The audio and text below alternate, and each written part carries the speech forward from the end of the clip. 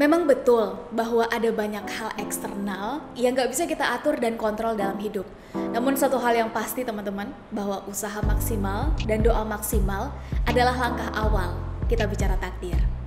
Halo, assalamualaikum teman-teman. Masih bersama Sherly dalam program Ada Apa?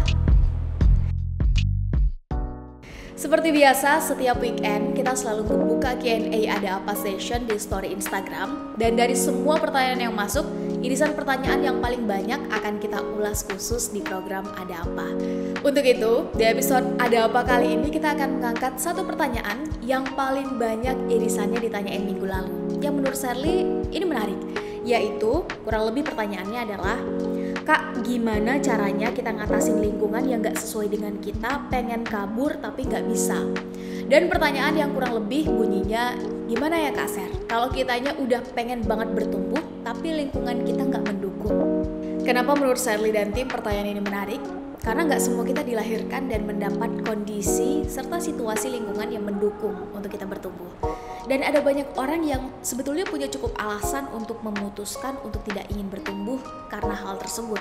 Namun tetap mau bergerak, mau mengupayakan apa yang bisa kita lakukan, fokus pada apa yang bisa kita kontrol, tetap adalah pilihan terbaik. Meski berat, terdengar gampang diucap, namun sulit saat melakukan.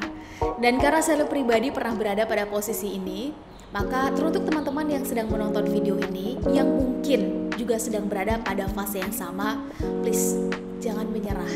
Karena ini tanda bahwa kita sedang bertumbuh dan layak untuk mendapatkan yang lebih baik. Dua alasan kenapa pertanyaan ini menurut saya penting. Pertama, masa muda adalah masa kita mendapat kesempatan untuk memilih teman-teman.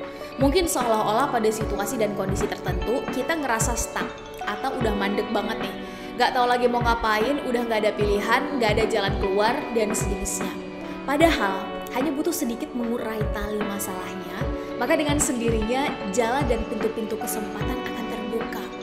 Nah, dilalahnya adalah menarik benang kusut itu seringnya membutuhkan kemauan untuk menurunkan ego, mau menahan diri, menerima keadaan terlebih dahulu, yang justru di sini letak kelemahan anak muda. Ego. Wajar banget kalau orang bijak pernah bilang, jika ada yang membuat anak muda tidak sampai pada titik maksimalnya atau versi terbaiknya, maka jawabannya adalah diri kita sendiri. Karena syarat perubahan sebetulnya sudah ada pada diri anak muda itu sendiri. Alasan yang kedua adalah, menyerah itu adalah pilihan para pecundang. Gak ada kata menyerah dalam kamus hidup anak muda, teman-teman. Menyerah itu adalah pilihan bagi mereka yang tidak mampu melawan dirinya sendiri. Rasa malas, rasa kecewa, anger, ego, pengalaman masa lalu yang jika kita butuh waktu untuk mengalirkan energi, untuk kembali berpikir logis, untuk mengembalikan fokus, maka that's totally okay. Gak apa-apa sama sekali. Itu bukan menyerah namanya, melainkan rehat sejenak. Namun segera kembali on the track dan menyelesaikan apa yang sudah kita mulai tetap adalah pilihan sikap yang akan dibuat oleh para pemenang. Anak muda dianugerahi kelebihan berupa energi, waktu luang, ingin tahu yang tinggi, dan senang melawan arus. Yang bisa jadi nih, semua kelebihan itu butuh dipantik dan di-recall, dipanggil, agar kita keep moving, keep doing, keep trying, keep growing. Wajar kalau orang tua kita pernah bilang kurang lebih begini, selalu ada kesempatan bagi mereka yang mau mencoba. Bukan ranah kita manusia menentukan hasil akhir, tugas kita adalah terus bergerak dan terus mencoba. Oke teman-teman, kita langsung aja jawab pertanyaannya. Lewat video ini, saya pengen berbagi 5 cara ngatasin lingkungan yang berbeda dengan kita. Tips yang pertama adalah, pastiin dulu bahwa kita ngelakuin sesuatu yang baik dan benar. Harus sampai benar ya, karena baik belum tentu benar. Tapi kalau udah benar, besar kemungkinan sudah tentu akan baik. Kita tidak mengganggu orang, tidak ada aturan yang kita langgar, dilakukan dengan cara yang juga baik. Nah, kalau bagian ini udah dicek dan kita udah yakin tentang kebaikan dan kebenarannya, maka berbeda dengan lingkungan sekitar adalah hal yang wajar. Toh memang dari awal perbedaan itu adalah nyata adanya. Justru berbeda itu tanda bahwa kehidupan itu masih ada. Sekalipun kita bicara tentang toleransi.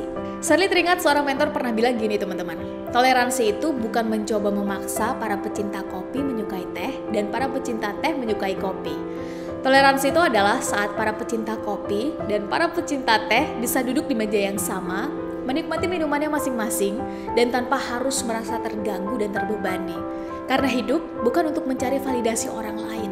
Tugas kita bukan semata memenuhi ekspektasi orang lain, melainkan segera menyelesaikan apa yang sudah kita putuskan dan kita mulai dengan sebaik-baiknya dan sebenar-benarnya. Yang kedua adalah cek lingkungan sekitar kita. Karena kita adalah dengan siapa kita bergaul, maka memastikan siapa orang yang ada di sekitar kita, kebiasaan apa yang dimiliki oleh orang-orang sekitar kita, pola pertemanan seperti apa yang secara tidak langsung dan tidak tertulis terbentuk di lingkungan tersebut adalah tips yang setidaknya bisa Sherly dan tim bagi.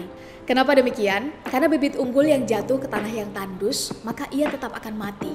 Sebaliknya, bibit biasa, bibit standar, namun jatuhnya di tanah yang gembur, di tanah yang subur, kelembabannya baik, pencahayaannya pas, maka satu hal yang bisa kita sama-sama pastikan, bibit ini akan tumbuh.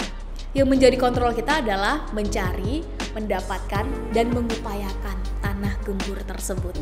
Bukan bermaksud membeda-bedakan pertemanan, namun memastikan bahwa sekiranya kita ada di fase yang masih sering diwarnai dan terwarnai oleh lingkungan sekitar kita, maka minimal kita diwarnai, dipengaruhi dengan kebiasaan dan karakter yang baik dan positif. Well, sampai kapan ini diperlukan? Setidaknya sampai kita punya imunitas atas nilai, atas kebiasaan, dan atas karakter diri. Nah, kalau kita udah sampai pada tahap ini, maka sekarang saatnya kita yang mewarnai orang lain dengan nilai dan habit yang positif tadi.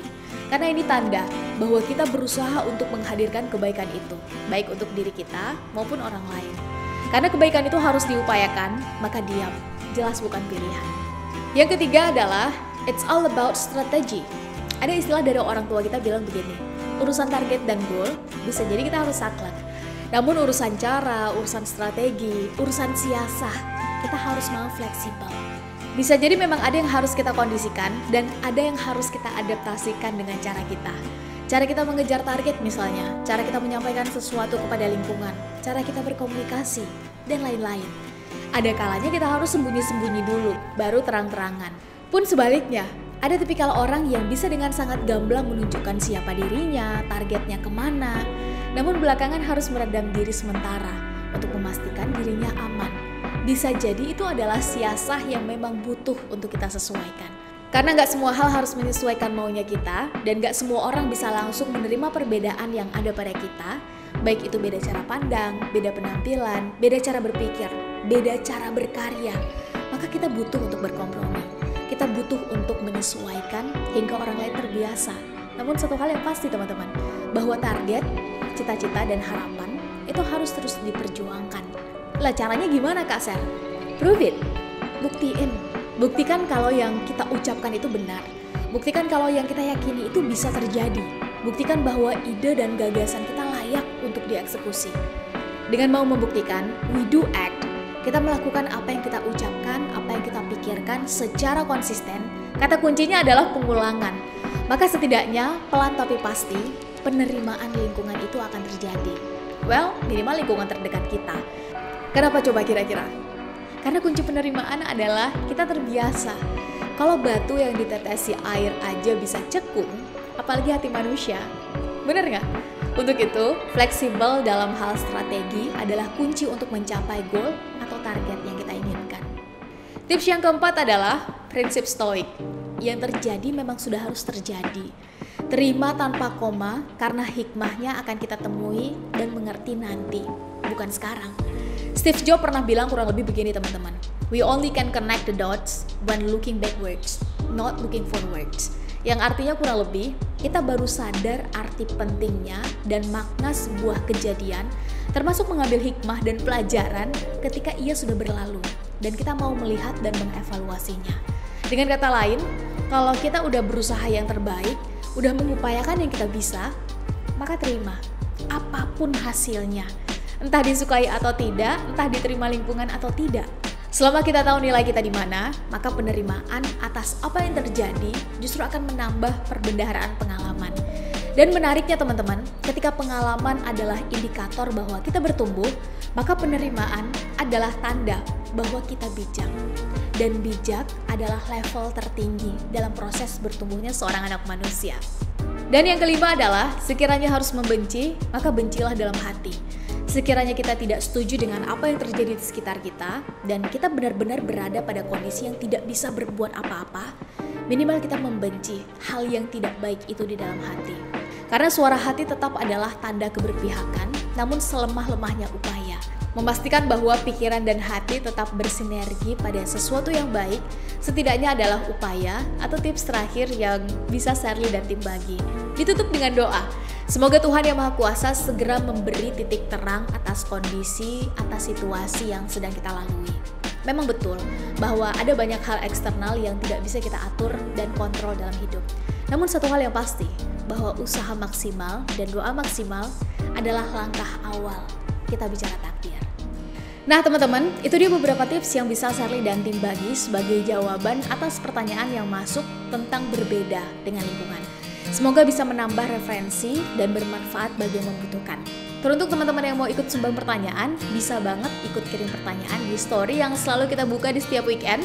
Follow dulu akun @SherlyNovita dan @motivasi_Sherly supaya nggak ketinggalan. Terima kasih sudah menonton video ini sampai habis dan sampai ketemu di video selanjutnya. Assalamualaikum warahmatullahi wabarakatuh.